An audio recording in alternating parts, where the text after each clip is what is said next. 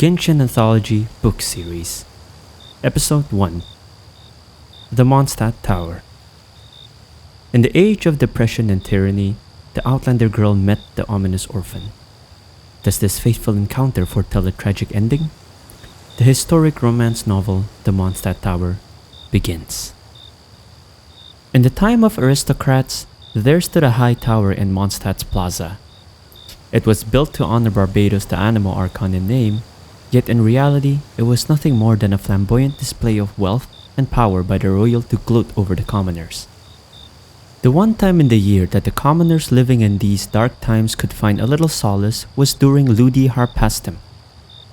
During one Ludi Harpastum, a wandering singer from a distant land arrived in the city. The name of the lass was Inez, and everyone at the festival was enchanted by her stunning beauty. People of all ages and all walks of life vied to catch a glimpse of her throwing the harpastum and to hear her singing foreign ballads.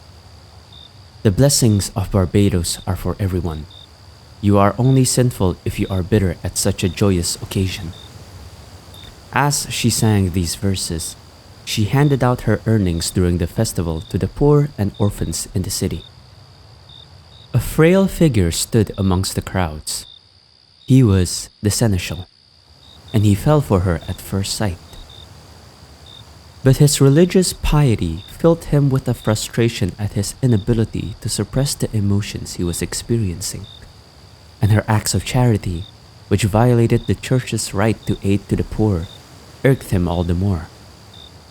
As is known to all, the beliefs of contemporary Mondstadters hold that the Anemo Archon Barbados encourages people to seek love and pursue freedom, but in the dark ages the Anemo Archon slept, and the city felt tormented by the tyranny of the nobles, the poverty of the commoners, and the ravage of the dragon.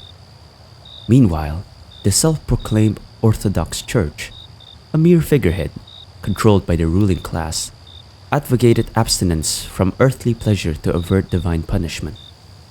Under such circumstances, even the harp, which symbolized the wind, had been restricted to playing only those songs deemed holy. However, the notion of divine punishment was little more than an excuse fabricated by the nobles to conceal their avarice and restrict the commoners. To let her stay in the city is to bewitch all its inhabitants. What wickedness will this witch bring? The seneschal pondered. And so, the seneschal plotted to hunt down Inez and to confine her to the cathedral while awaiting further instructions. As per the traditions of the time, the maiden chosen to throw the harpastum should serve at the royal court for 3 days after the celebration, under the protection of the aristocrats.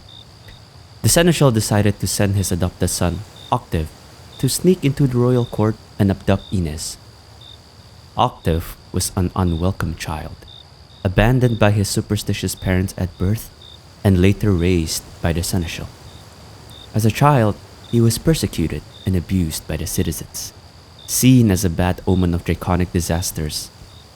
The only person who protected Octave was the seneschal, who treated him like his own son and thus won his utmost trust.